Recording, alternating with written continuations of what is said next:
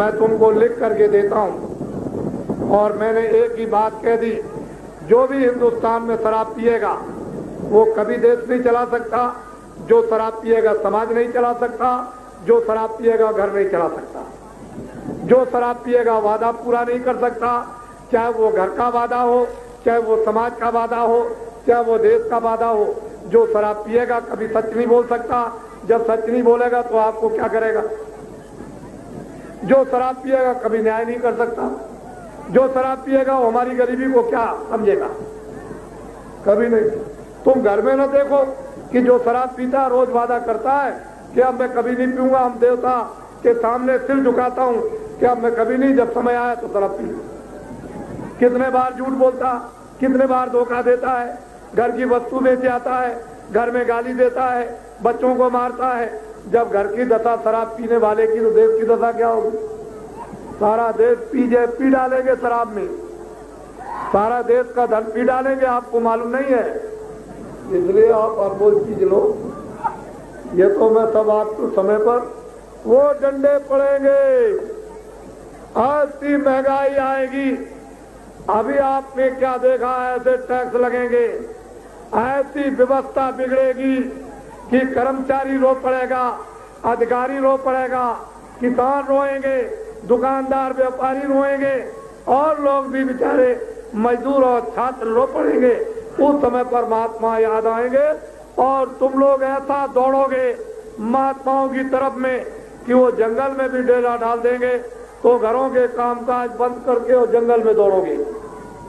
वो तो हमने आपको इस 48 दिन की यात्रा में दिखा दिया, लोगों को बोध करा दिया कि जंगल में पड़ाव डालता हूं, कितनी जनता आती है।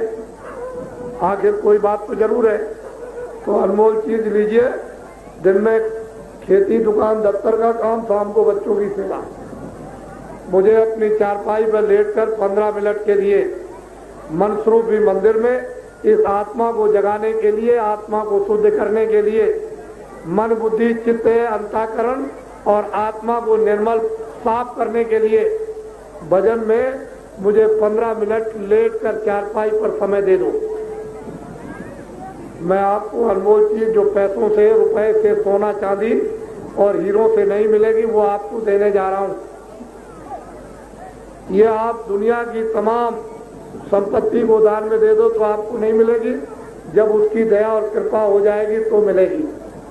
बिना उसकी कृपा के नहीं। तुम आज अपना भाग सराओ और प्रारब्ध को आज सबसे ऊंचा समझो कि मेरी ऐसी शुभ घड़ी पुण्य कर्म की आकर के जुड़ गई कि मुझे ये अनमोल आत्माओं का खजाना, अनमोल आत्माओं का भंडार ये आज ये मिलने जा रहा है।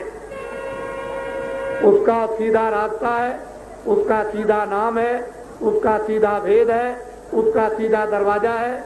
न 12 बरस के बच्चे को कोई दुख और न बच्ची को कोई दुख, स्त्री पुरुष सभी कर सकते हैं। बहुत सीधा और आसान। और इस कलयुग में यही सीधा सच्चा रास्ता अपने घर में उस परमपिता परमात्मा के पास पहुंचने का। और अगर तुमने जीवन में उस परमात्मा के पास आत्मा को नहीं पहुंचा पाया तो मरने के बाद क्या मिलेगा आपको?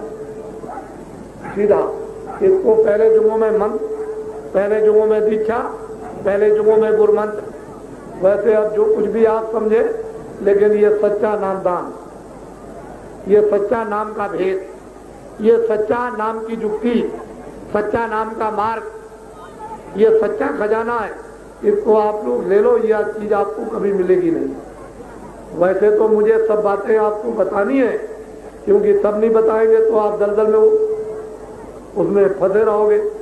तो जब सब बातें बता देंगे तो किनारे आ जाओगे, और जब किनारे आओगे तो मैं असली चीज आपको दे दूंगा।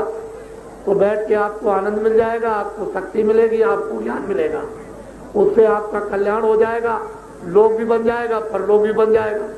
इधर भी ठीक हो जाएगा, उधर आत्मा का कल्याण होगा तो मुक्ति और मोक्ष भी मिल जाएगी, तुम चले जाओगे अमर लोकों में। इसलिए इस वस्तु को ले लो, ये सच्चा अपने प्रभु का ये भेद है।